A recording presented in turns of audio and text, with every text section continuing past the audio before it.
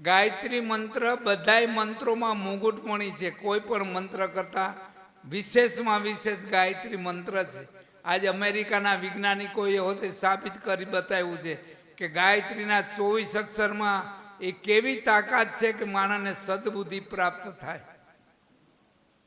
ગાયત્રી મંત્રમાં બીજી કોઈ માગણી નથી કે મને ધન આપો, સંપત્તિ આપો, મિલકત આપો, એવું કાંઈ નથી.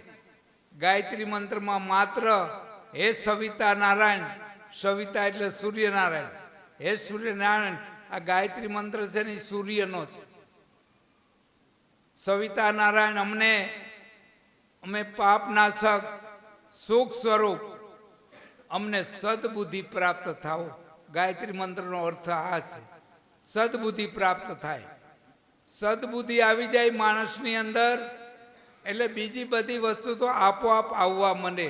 લક્ષ્મીજી આવવા માંડે, ધન આપવા માંડે, સંપત્તિ, વૈભવ બધું આવવા માંડે, સંસ્કાર આવી જાય, સંસ્કૃતિ આવી જાય, બધું આવે. સદબુદ્ધિ પ્રાપ્ત થવી જરૂરી છે. સદબુદ્ધિ પ્રાપ્ત કરવા માટે આપણે ગાયત્રી મંત્રની સાધના કરવી પડે.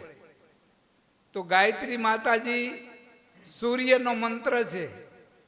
તો એ આપણે બધાએ ભલે બીજા બધી માળા કરતા હો પણ એક ગાયત્રી મંત્રની માળા કરતા જાઓ.